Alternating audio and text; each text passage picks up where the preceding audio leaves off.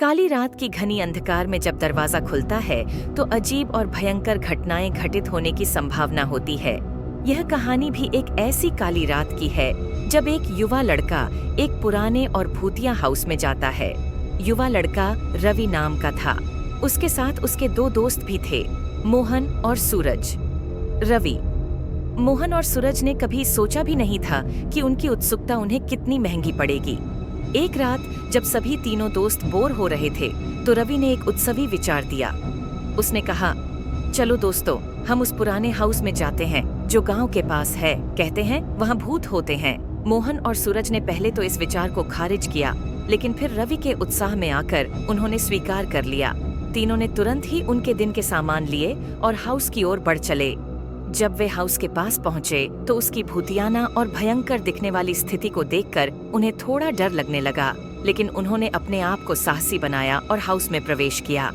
जब वे हाउस के अंदर पहुंचे तो उन्हें वहां चमकदार दीवारें, विचित्र चित्र और पुराने बर्तन मिले। मोहन ने हंसते हुए कहा, रवि, तूने तो हमें डराया ही नहीं, यहाँ तो सिर्फ पुरानी चीजें हैं। रवि ने उन्हें शांत किया और कहा, यहाँ कुछ और हो सकता है, चलो हम अंदर और जांच करते हैं। धीरे धीरे उन्होंने हाउस की ओर बढ़ते हुए अद्भुत चीजों का सामना किया। जब वे एक कमरे में पहुंचे तो उन्हें वहां एक पुरानी बर्तन की प्रतिमा नजर आई। वे बर्तन के पास जाकर उसे ध्यान से देखने लगे।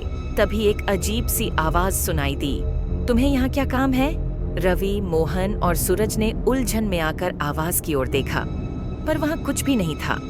उन्होंने एक दूसरे को देखा और हंसते हुए कहा, हम यहाँ केवल घूमने आए हैं, क्या आपको हमसे कुछ काम है? वह आवाज फिर से आई, तुम्हें यहाँ से जाना चाहिए। रवि, मोहन और सूरज ने एक दूसरे को देखते हुए अच्छी तरह से समझ गए कि यहाँ कुछ गलत है।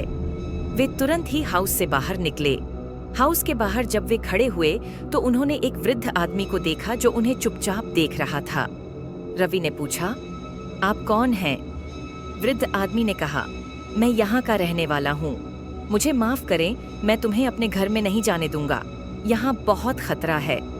रवि, मोहन और सूरज ने उस वृद्ध आदमी की सलाह मान ली और वहाँ से चले गए। वे कभी भी उस हाउस को फिर से नहीं जाना चाहते थे। वह रात उनके लिए कभी भूलने वाली नहीं रहेगी, क्योंकि उन्होंने एक वास्तविक भयंकर अनुभव किया था।